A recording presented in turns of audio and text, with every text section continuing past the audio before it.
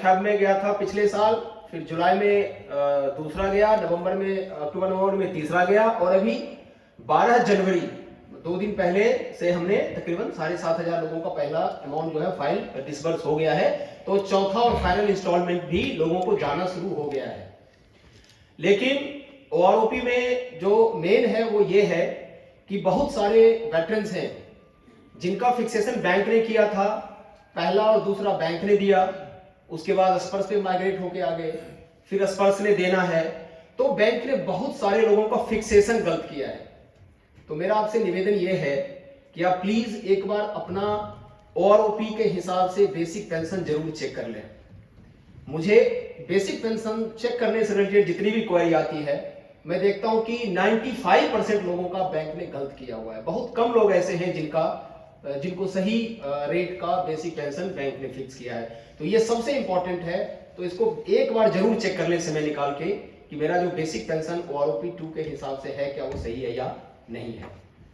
इसके बाद बहुत सारे हमारे वेटरन ऐसे हैं जो छूटे हुए हैं, जिनको अभी तक 1 साल हो गया, अभी तक एक भी इंस्टॉलमेंट नहीं गया है। तो मेरा उनसे अनुरोध है कि आप या तो कल वेटरन के थ्रू या मेरा नंबर आप लोगों के पास है ही, आप मुझे बता दें। मेरे जानकारी में अभी 789 के करीब वेटरन्स हैं जिनका ओआरओपी 2 का कोई भी इंस्टॉलमेंट नहीं गया है। वो हमने ऑलरेडी केस प्रोसेस कर दिया, उनका 1 वीक के अंदर अंदर सारा पेमेंट फाइल बन के और उनको चला जाएगा। फिर भी अगर कोई बचते हैं तो प्लीज हमें ये बता दें। बहुत सारे हमारे वेटरन ऐसे बहुत सारे हमारे पेंशनर्स ऐसे हैं जिनको कि बैंक ने भी दे दिया, माइग्रेट होकर स्पर्श पे आए तो स्पर्श ने भी उनको गलती से दे दिया, तो उन लोगों की रिकवरी चल रही है। तो प्लीज पैनिक में मत होइएगा। और रिकवरी सिर्फ इसलिए हो रही है कि आपको ओआरओपी का इंस्टॉलमेंट 2 बार पे हो गया है। तो ये ओआरओपी का है। ओआरओपी का जो पॉलिसी है उसके बारे में मैंने ज्यादा रिसर्च नहीं किया है कि किस रैंक को क्या मिलना चाहिए था, क्या मिला है, नहीं मिला है। बट जो पॉलिसी बन गई है उसके ऊपर अगर आपको कोई भी डाउट है, जिसके ऊपर पीसीडीए पेंशन ने एक सर्कुलर निकाला है, सर्कुलर नंबर 666, जो कि 20 जैन 2023 को निकाला था। तो जब ये कार्यक्रम यहाँ खत्म हो जाएगा तो मैं अपनी टीम के साथ पीछे आपको रहूंगा, और जब तक सभी लोगों का ग्रेफेंस में नोट नहीं कर लेता तब तक मैं यहाँ से जाऊंगा नहीं।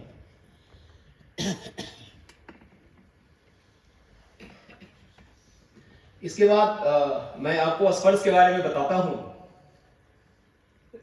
देखिए, स्पर्श में ना लोग पता नहीं क्यों ऐसे डर गए हैं कि स्पर्श से क्या हो गया। स्पर्श कुछ भी नहीं है, ये एक एप्लीकेशन है जिसके तहत हमारे पेंशनर्स को पीसीडीए पेंशन में पेंशन देना है। पहले क्या होता था, रिकॉर्ड ऑफिस से क्लेम चलता था, PCDO/PAOR उसको ऑडिट करता था, पीसीडीए पेंशन में पीपीओ बनता था और बैंक से पेंशन मिलता था। तो उसमें ये 4 एजेंसी इन्वॉल्व होती थी। अभी बैंक वाला जो रोल है वो पीसीडीए अपने पास ले लिया है। तो अभी record office, PAOR, PCDO Pune और पीपीओ को सैंक्शन करना और पेंशन डिसबर्स करना, ये दोनों रोल पीसीडीए ने ले लिया है। इतनी सी बात है और कुछ नहीं है। बैंक के लिए आप सिर्फ अकाउंट होल्डर हैं। मैं फिर से बता रहा हूं, बैंक के लिए आप सिर्फ अकाउंट होल्डर हैं। पेंशन से जिन लोगों का स्पर्श माइग्रेट हो गया उसका बैंक से कोई लेना देना नहीं है।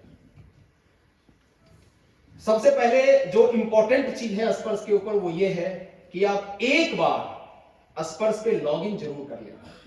बहुत सारे पेंशनर्स ऐसे हैं जिन्होंने अभी तक स्पर्श जो है अगस्त 2021 से चल रहा है, अभी तक एक बार भी लॉगिन नहीं किया है। तो एक बार प्लीज आप स्पर्श के ऊपर लॉगिन कर लें।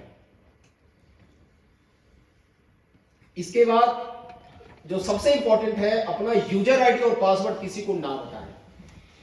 आपका जो यूजर आईडी होता है, जो सर्विस पेंशनर होते हैं, उसका 12 डिजिट स्पर्श पीपीओ नंबर और उसके आखिर में अगर आप 01 लगा देते हैं तो ये 14 डिजिट का जो नंबर होता है ये आपका यूजर आईडी होता है, स्टैंडर्ड है ये। और इसी में जो फैमिली पेंशनर हैं वो 12 डिजिट स्पर्श पीपीओ नंबर, उसके आगे 02 लगा दें तो वो उनका यूजर आईडी होगा। और जो डिपेंडेंट फैमिली पेंशनर हैं वो अगर 12 डिजिट का स्पर्श पीपीओ नंबर के आगे 03 लगा दे तो वो उनका यूजर आईडी होगा। तो यूजर आईडी तो ठीक है, कॉमन, मतलब लोगों को हो सकता है पता भी चल जाए, बट प्लीज अपना पासवर्ड शेयर मत कीजिएगा, क्योंकि स्पर्श के ऊपर आपके बिहाफ में लॉगिन करके कुछ भी किया जा सकता है। तो ये इस चीज का अपने ध्यान देना है। इसके बाद स्पर्श में आप लॉगिन करें, अपना डिटेल देखें, आपको हर महीने पेंशन आएगी। साल में आपने एक बार लाइफ सर्टिफिकेट सबमिट करना है, इतनी सी बात है और कुछ भी नहीं है। हर महीने आपको पेंशन आएगा और आपने साल में एक बार लाइफ सर्टिफिकेट जमा करना है।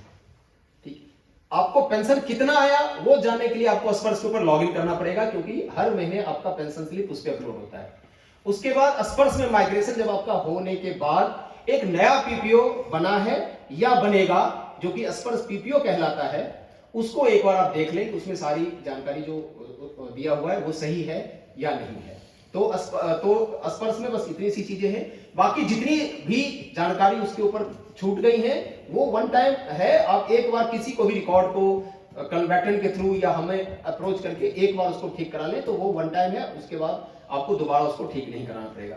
जिसमें बहुत सारी चीजें हैं। सबसे जो ये है कि स्पाउस का डेट ऑफ बर्थ मिसिंग है, बहुत सारे वेटरन का खुद का डेट ऑफ बर्थ मिसिंग है। अब खुद का डेट ऑफ बर्थ मिसिंग होने से क्या है, आपको पता है कि जब एक पेंशनर की उम्र 80 साल से ज्यादा होती है तो उनको एडिशनल पेंशन मिलना शुरू होता है, तो वो उस चीज से वंचित रह जाते हैं। तो ये सारी जानकारी आप देख लीजिए। आपका आधार, पैन, ये सब मिसिंग है, मोबाइल नंबर भी मिसिंग है, होम एड्रेस मिसिंग है, तो कोई बात नहीं, इसमें कोई पैनिक होने की जरूरत नहीं। आपके पेंशन पे इमीडिएट कोई इफेक्ट नहीं डालता है, इसलिए आप धीरे धीरे करके अपने सारी डिटेल्स को अपडेट कर लें, ताकि एक बार अगर डिटेल अपडेट हो जाए तो फिर आपको कोई दिक्कत नहीं होगा।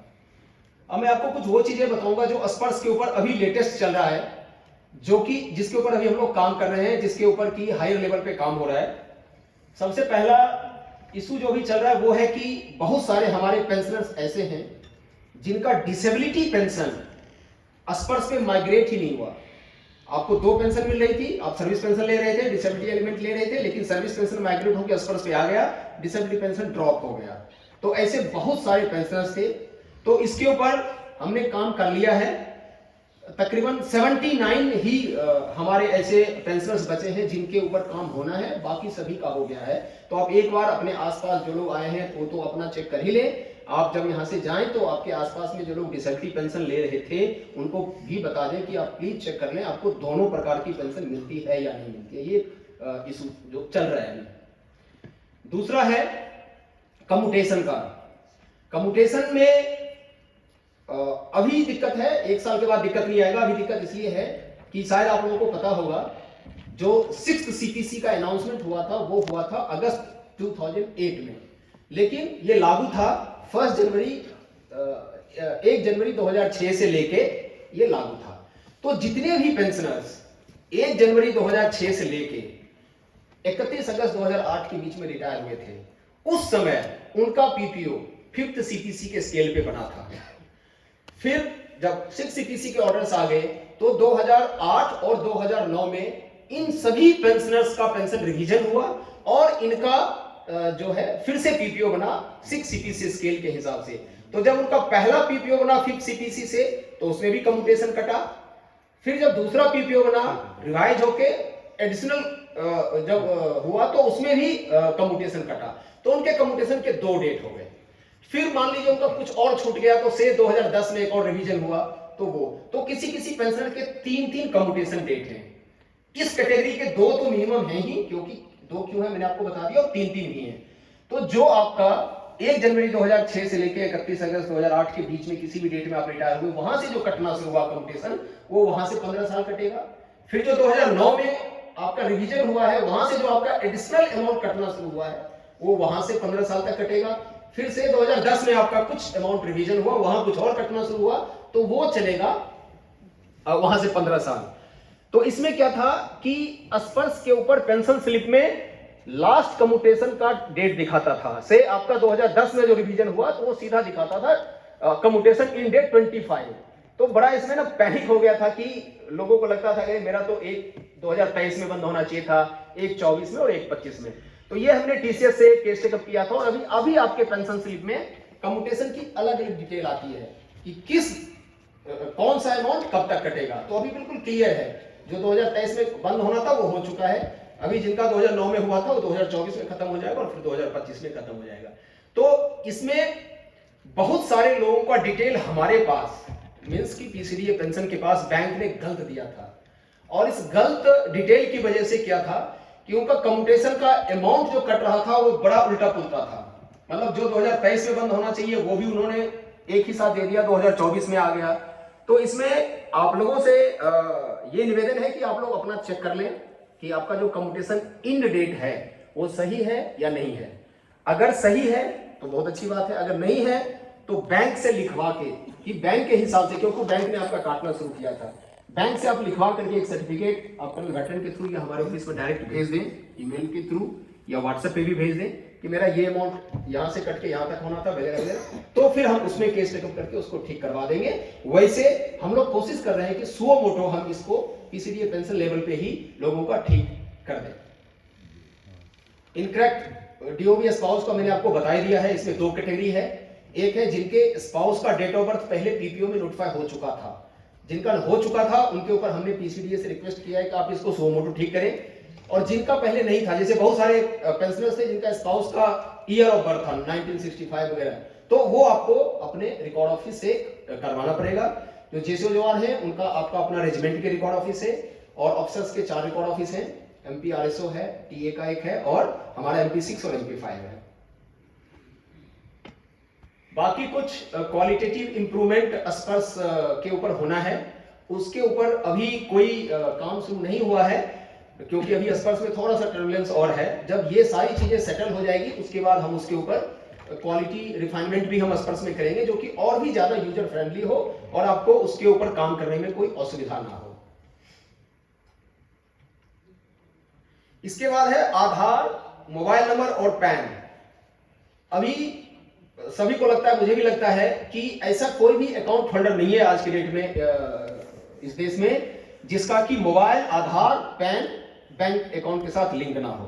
तो फिर इतना ब्लैंक क्यों है डाटा? तो इसका रीजन ये है, हमने जब इसके बारे में तहकीकात किया तो ये पता चला कि बैंक के पास 2 डिटेल मेंटेन होता था, एक पेंशन का और एक उनका कोर बैंकिंग का। तो मैक्सिमम चीजें कोर बैंकिंग अपडेटेड है, वो किसी के साथ शेयर नहीं करते। वो बोलते हैं कि हमारा रूल बोलता है हम ये डिटेल किसी को नहीं देंगे। और जिनका पेंशन वाले डिटेल पे अवेलेबल था वो उन्होंने माइग्रेशन के टाइम पे हमें दे दिया है।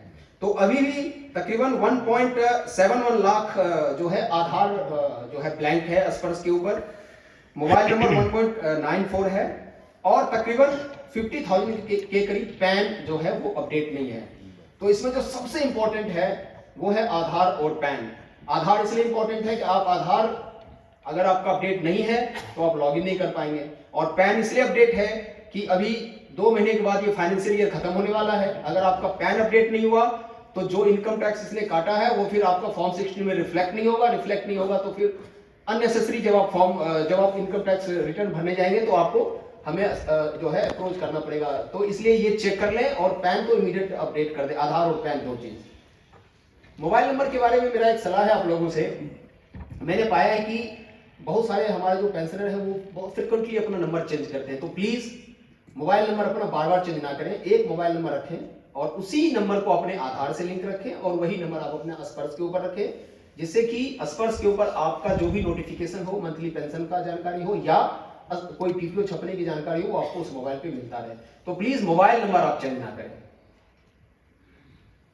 उसके बाद हमारे बहुत सारे जो गैलेंट्री अवार्ड जिनको मॉनेटरी बेनिफिट्स मिलता था गैलेंट्री अवार्ड का जीतने के बाद, उन लोगों का स्पर्श में माइग्रेशन के बाद ड्रॉप हो गया था।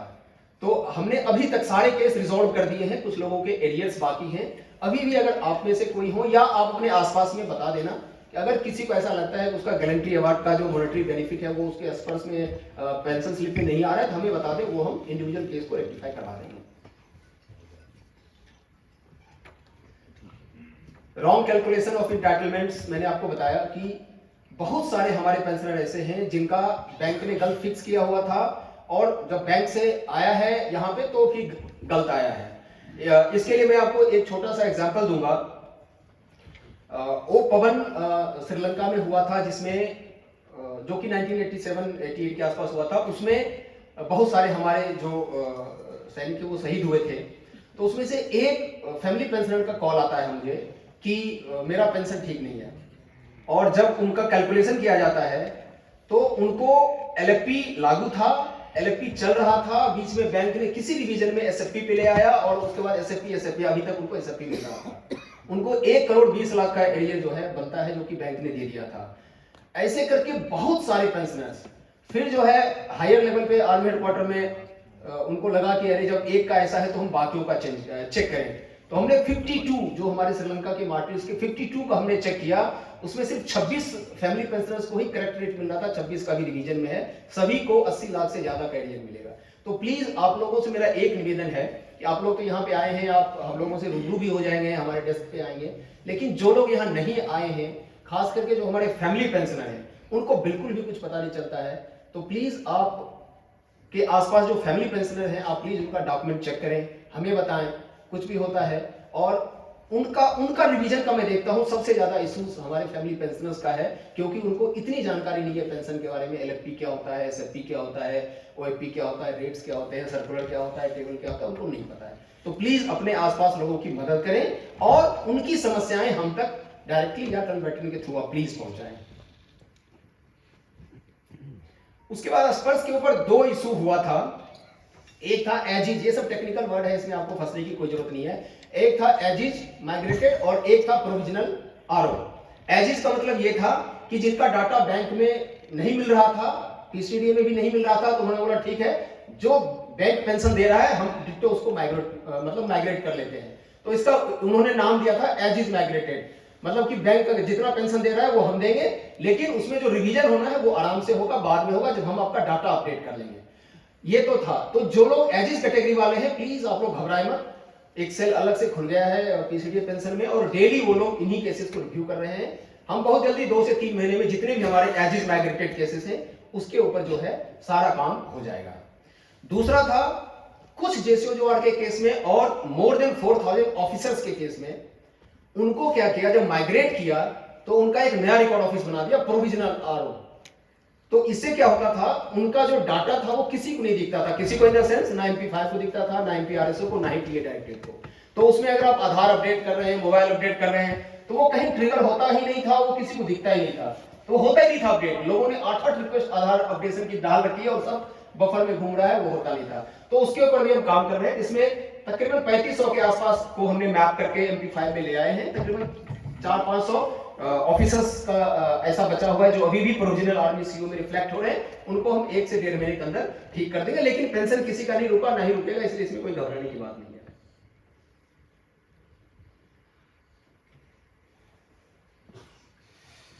इसके बाद कुछ मैंने फ्लो चार्ट यहाँ पे जो है बनाया है, जो मैं आपको बताना चाहूंगा। तो सबसे इंपॉर्टेंट है आधार अपडेशन। अगर आप आधार अपडेट नहीं करेंगे तो आप लाइफ सर्टिफिकेट सबमिट करने में भी दिक्कत होगा। आप जाएंगे जीवन प्रमाण पे या कहीं भी आपका सक्सेसफुली सबमिट दिखाएगा, लेकिन चूंकि आपका आधार अपडेट नहीं है इसलिए वो स्पर्श को ट्रिगर नहीं होगा। स्पर्श को ट्रिगर नहीं होगा तो वो हमें दिखेगा नहीं और वो फिर आपका मतलब सबमिशन नहीं हो पाएगा। तो ये आधार अपडेशन का है, बहुत ही सिंपल प्रोसेस है। आधार अपडेशन के लिए आपको लॉगिन करने की जरूरत नहीं है, बिना लॉगिन के ही आप स्पर्श पोर्टल पे जा सकते हैं और अपना आधार अपडेट कर सकते हैं। बहुत ही सिंपल प्रोसेस है ये आधार अपडेशन। आपके आसपास कोई भी सर्विस सेंटर है या सीएससी है या आपके अगर आप मतलब कल वेटरन के पास जा सकते हैं और हमारे पास आप कभी भी आ सकते हैं, कोई दिक्कत नहीं है। तो प्लीज इंश्योर करें कि आपका आधार अपडेट है। मोबाइल नंबर, अगेन सबसे पहले आपको आधार अपडेट करना पड़ेगा। आधार अगर अपडेट हो गया, जिसमें 6 से 7 दिन का समय लगता है। आधार अपडेशन में 2 चीज है, अगर आपका नाम आपका पीपीओ के नाम से मैच हो गया तो 2 दिन में अपडेट होता है, और अगर मैच नहीं किया तो आपको आधार की कॉपी अपलोड करनी पड़ती है, जो सीधा रिकॉर्ड को ट्रिगर होता है। आपका रिकॉर्ड ऑफिस उसको वेरीफाई करता है, उसके बाद हमारे पास आता है, फिर अप्रूव होता है। तो उसमें 6 से 7 दिन का समय लगता है। उसके बाद आप अपना मोबाइल नंबर अपडेट कर लें, इंश्योर करें कि आपका मोबाइल नंबर अपडेटेड है, ताकि आपको सारे नोटिफिकेशन टाइम टू टाइम मिलते रहें। ये उसका प्रोसीजर है, बहुत ही सिंपल है। ये भी विदाउट लॉगिन होता है। Aadhaar updation, mobile number updation without login है, इसलिए अब मत समझिए कि मेरे पास लॉगिन क्रेडेंशियल्स नहीं है, मैं क्या करूं। देख लिया आप सबने। इसके बाद लॉगिन कैसे करना है, तो लॉगिन करने के लिए फिर आपको लॉगिन क्रेडेंशियल होना जरूरी है। लॉगिन क्रेडेंशियल के लिए मैंने आपको बता दिया, सिंपल है। स्पर्श पीपीओ नंबर 01 लगाइए, 14 डिजिट आपका यूजर आईडी डालिए, forget password, forget password click करते ही आपके मोबाइल पे एक ओटीपी आएगा, आप ओटीपी डालिए, उस ओटीपी सबमिट करते ही आपको जो है डिफॉल्ट पासवर्ड आ जाएगा, डिफॉल्ट पासवर्ड से आप आराम से लॉगिन कर सकते हैं। तो लॉगिन करने के लिए क्या जरूरी है? लॉगिन करने के लिए आपका आधार मोबाइल नंबर अपडेट होना चाहिए और स्पर्श पीपीओ नंबर के साथ 01 लगा के फॉरगेट पासवर्ड पे क्लिक करेंगे तो आपका लॉगिन आराम से हो जाएगा। बहुत ही सिंपल स्टेप है, आप एक बार देख लीजिए इसको, बहुत ही सिंपल है। इसके बाद पैन, ईमेल आईडी और स्पाउस का डिटेल या आपका खुद का कुछ डिटेल है, ये अपडेट करने के लिए आपको लॉगिन करना पड़ेगा। लॉगिन करके आपको माय प्रोफाइल में जाना पड़ेगा, माय प्रोफाइल में अपडेट प्रोफाइल में जाकर के और फिर आप सारा डिटेल अपडेट कर सकते हैं। सारा डिटेल बटन आप खुद अपडेट कर सकते हैं। बस वही है कि आपको जो डिटेल आप अपडेट करेंगे उससे रिलेटेड डॉक्यूमेंट मांगेगा। तो 2-3 चीज में डॉक्यूमेंट मांगता है, लाइक अगर आपने स्पाउस का डेट ऑफ बर्थ अपडेट किया है तो, नाम अपडेट किया है तो, या आप बहुत सारे हमारे पेंशनर्स हैं जिनका कोर नेम छूटा हुआ है, तो आपने मान लीजिए कोर नेम में डाल दिया रेजिमेंट ऑफ आर्टिलरी, तो वो आपको मांगेगा। तो उसमें आप अपना पेंशन जो आपको बुक मिली है, बुकलेट, उसका जो फर्स्ट पेज है उसमें लिखा होता है, तो वो आप अपलोड कर देंगे। तो जहां आपको डॉक्यूमेंट मांग रहा है वहां डॉक्यूमेंट पीडीएफ बना के अपलोड कर दें। जहां डॉक्यूमेंट, बहुत जगह डॉक्यूमेंट नहीं मांगता है तो देख ले, होम एड्रेस में भी आपको आधार की कॉपी अपलोड करनी पड़ती है।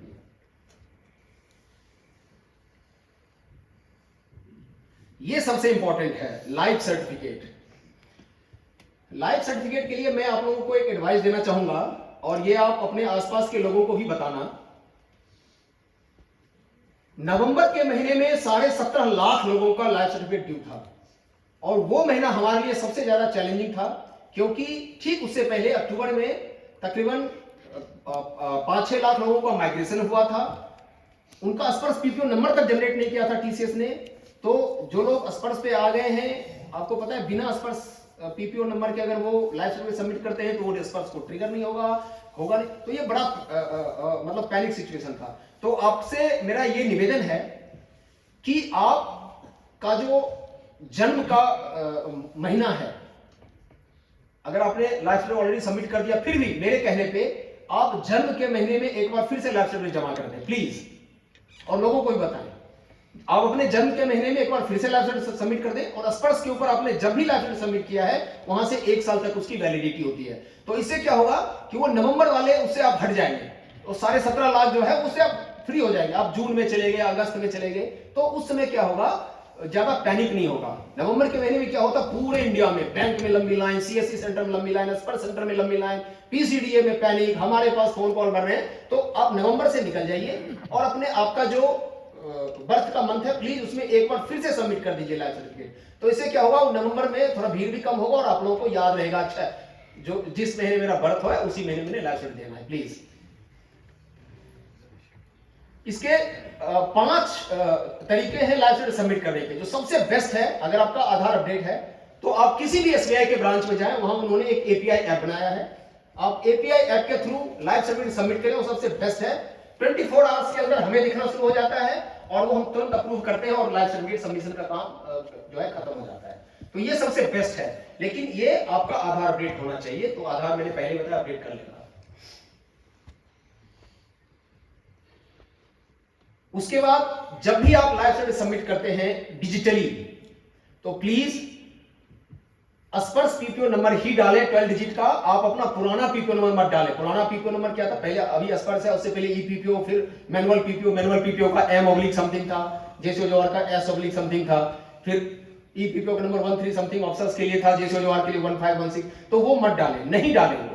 आप स्पर्श पे आ गए हैं तो प्लीज लाइफ सर्टिफिकेट सबमिशन के टाइम पे स्पर्श का पीपीओ नंबर डालें। और डिस्बर्समेंट एजेंसी में जो हमने लिखा है स्पर्श पीसीडीए पेंशन इलाहाबाद को ही सिलेक्ट करें, बैंक मत करें। बैंक अब आपको जो स्पर्श पे आ गए उनको पेंशन नहीं देता है। तो ये 2 चीज आपने ध्यान रखना है, तब वो हमारे पास ट्रिगर होता है। दोनों में से कुछ भी आपने गलत लिखा तो आपको सक्सेसफुल का जो है सर्टिफिकेट मिल जाएगा, लेकिन वो हमें दिखता नहीं है, तो वो होता नहीं है।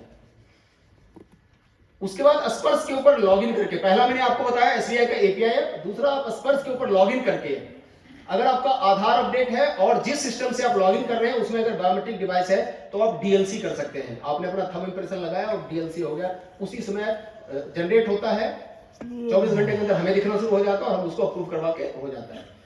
तीसरा तरीका है स्पर्श में लॉगिन कर लें, और वो बायोमेट्रिक डिवाइस नहीं है तो आप उसमें एक एमएलसी ऑप्शन है, manual life certificate, MLC click करें, एक फॉर्म जनरेट होगा, उस फॉर्म को प्रिंट करें, उसको भरें, किसी भी फर्स्ट क्लास गेस्टेड ऑफिसर से साइन करवा के और उस फॉर्म को वापस वहीं पे लाके अपलोड कर दें, तो वो भी हमें दिखना शुरू हो जाता है। वो भी अच्छा तरीका है, वो फेल नहीं होता है।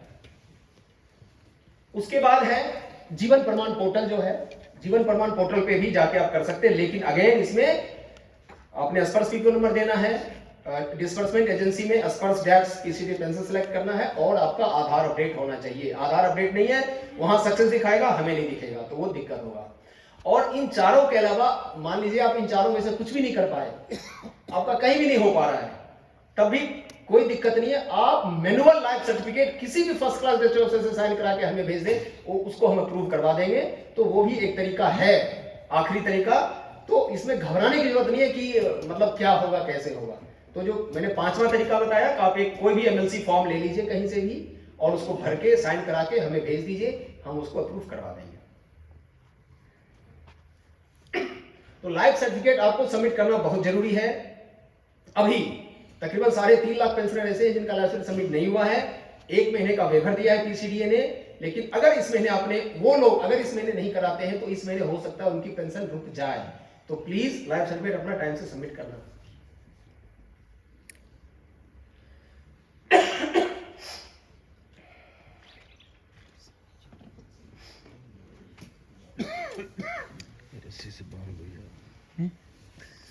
आप लोग कैसे बांधे? इन्होंने कुछ कहा है। इसके बाद मैंने ये देखा कि बहुत सारी एक्टिविटी स्पर्श के ऊपर है जो ऑटोमेटिक नहीं है। मैं खुद ही चौंक जाता हूं कि जब ये टीसीएस ने बनाया है और ये इतना अच्छा सॉफ्टवेयर है तो इसमें ऑटोमेटिक क्यों नहीं है। जैसे बहुत सारे हमारे पेंशनर हैं जिनका date of birth clearly mention है और वो 80 साल से ऊपर के हो चुके हैं, लेकिन फिर भी उनका एडिशनल पेंशन नहीं आता है। मतलब मैं समझ नहीं पाता हूं कि मतलब सॉफ्टवेयर में क्या इन्होंने प्रॉब्लम किया हुआ है। तो आप लोग ये जरूर चेक कर लें कि जिन भी पेंशनर्स की एज अगर 80 साल से ऊपर है, 80 से 85 एक 20% एडिशनल पेंशन है, 85 से 90 के बीच में 30 है, 90 से 95 में 40 है, 95 से 100 में 50 है और 100 ईयर क्रॉस करते ही 100% है। तो आप ये मत सोच के बैठे कि मेरा तो डेट ऑफ बर्थ अपडेट है, हो ही गया होगा। एक बार चेक जरूर कर ले। स्पर्श में ये चीजें ऑटोमेटिक नहीं हो रही है, जो कि मेरे लिए भी बहुत सरप्राइज है कि क्यों नहीं हो रही है। आप उसमें एक ऑप्शन है एलटीए का, लाइफ टाइम एरियर का। प्लीज लाइफ टाइम एरियर में अपना नॉमिनेशन जरूर कर दें, स्पाउस का और बच्चों का जो भी लागू है वो जरूर कर दें, ठीक है। तो यहां तक जो मैंने आपको स्पर्श की जानकारी दी, ये सर्विस पेंशनर और फैमिली पेंशनर के लिए था जो अभी स्पर्श में हैं। अभी जो मैं आपको बताने जा रहा हूं वो मैं आपको ये बताने जा रहा हूं कि अगर सर्विस पेंशनर अभी स्पर्श पे पेंशन ले रहे हो, उनकी डेथ हो जाती है तो क्या करना है। तो प्लीज इस चीज को ध्यान में रख लें। पहले क्या होता था, जब आप बैंक से पेंशन लेते थे, एक पीपीओ था, उसमें स्पाउस का डिटेल था, स्पाउस के एंटाइटलमेंट थे। सर्विस पेंशनर की डेथ हुई, उनकी जो वाइफ है वो बैंक में गए, पीपीओ की कॉपी दिखाया, आधार एप्लीकेशन दिया, लाइफ सर्टिफिकेट दिया और उनकी पेंशन शुरू हो जाती थी। स्पर्श पे ऑटोमेटिक नहीं होगा। जब आप स्पर्श पीपीओ को स्टडी करेंगे तब आप देखेंगे कि स्पर्श पीपीओ में वाइफ का नाम तो है, लेकिन वाइफ का पेंशन एंटाइटलमेंट नहीं है, जो कि पहले वाले पीपीओ में हुआ करता था। तो स्पर्श में आपको सर्विस पेंशनर की डेथ के बाद फैमिली पेंशन इनिशिएट करना पड़ता है। फिर से मैं बता रहा हूं, सर्विस पेंशनर की डेथ के बाद इनिशिएट फैमिली पेंशन की कार्रवाई करनी होती है। आईएफपी हम लोग शॉर्ट में बोलते हैं, इनिशिएट फैमिली पेंशन। उसके लिए लॉगिन की जरूरत नहीं है, फिर लॉगिन क्रेडेंशियल्स के जाल में नहीं फंसना है, लॉगिन की जरूरत नहीं है, ये होम पेज से ही होता है विदाउट लॉगिन। तो फैमिली पेंशनर ने क्या करना है, उसमें इनिशिएट फैमिली पेंशन करना है। इसमें भी 2 चीजें हैं। अगर कोई क्लेमेंट है, मान लीजिए फैमिली पेंशनर है या उनके बच्चे हैं जो कि इलिजिबल हैं, तो उन्होंने इनिशिएट फैमिली पेंशन करना है। अगर कोई क्लेमेंट नहीं है तो आपने डेथ रिपोर्टिंग करनी है। जैसे आप डेथ रिपोर्टिंग करते हैं पेंशन बंद हो जाएगी। इनिशिएट फैमिली पेंशन करते हैं तो जिसके नाम से किया है उनके नाम पे पीपीओ जनरेट होगा अप्रूव होने के बाद। लेकिन सर्विस पेंशन के केस में क्या होता है, सर्विस पेंशन के केस में क्या होता है, जब आप रिटायर होके जाते हैं तो फर्स्ट पेंशन लेने के लिए लाइफ सर्टिफिकेट की जरूरत नहीं होती है, लेकिन फैमिली पेंशनर के केस में फर्स्ट पेंशन लेने से पहले लाइफ सर्टिफिकेट सबमिट करना जरूरी होता है। इसीलिए जैसे ही इनिशियल फैमिली पेंशन अप्रूव हुआ, पीपीओ की कॉपी बनी, आपको नोटिफिकेशन आ गया, इमीडिएटली आप अपना फैमिली पेंशन की बात करो, आप अपना लाइफ सर्टिफिकेट सबमिट करें। लाइफ सर्टिफिकेट आप जब तक सबमिट नहीं करेंगे तब तक जो है आपका पेंशन शुरू नहीं होगा। मैं हर महीने टीसीएस से रिक्वेस्ट करके सर्वर में क्वेरी चलवाता हूं, तो मुझे तकरीबन 100 से 150 फैमिली पेंशन ऐसे मिलते हैं जिनका फैमिली पेंशन का पीपीओ तो बन चुका है लेकिन पेंशन शुरू नहीं हुआ है। क्यों नहीं शुरू हुआ है? क्योंकि उन्होंने लाइफ सर्टिफिकेट जमा नहीं किया है। फिर हम उनको फोन करके रिक्वेस्ट करते हैं कि प्लीज लाइफ सर्टिफिकेट जमा करिए, नहीं तो आपका पेंशन शुरू नहीं होगा। तो ये प्लीज आप भी जानिए और अपने आसपास के लोगों को ही बताइए। बहुत ही सिंपल प्रोसेस है, उसका फ्लो चार्ट यहाँ दिया हुआ है। तो फिर से बता रहा हूं, सर्विस पेंशनर के डेथ के बाद फैमिली पेंशनर का पेंशन स्पर्श पे ऑटोमेटिक शुरू नहीं होगा। उस पे आपको इनिशिएट फैमिली पेंशन करना पड़ेगा, पीपीओ जनरेट होगा, उसके बाद लाइफ सर्टिफिकेट सबमिट करेंगे, उसके बाद ही पेंशन शुरू होगा। बस यही तक स्पर्श के बारे में जो है आज मैंने बताना था आप लोगों को। इसके बाद मैंने पहले ही बता दिया, मैं और मेरी टीम के साथ यहाँ बैठेंगे, जब तक कोई आखिरी पेंशनर का भी ग्रीवेंस नोट नहीं कर लेता तब तक मैं यहाँ से जाऊंगा नहीं। तो आप प्लीज जो भी आपके मन में शंका है और आपको कुछ भी मुझसे जानना है, मैं यहीं पे अवेलेबल रहूंगा, आप मुझसे जान लीजिए। या आप मेरे ऑफिस में कभी भी आ सकते हैं, बट ऑफिस में मत आइएगा, थोड़ा ज्यादा प्रेशर रहता है। फोन कर दिए या व्हाट्सअप कर दीजिए। Thank you very much.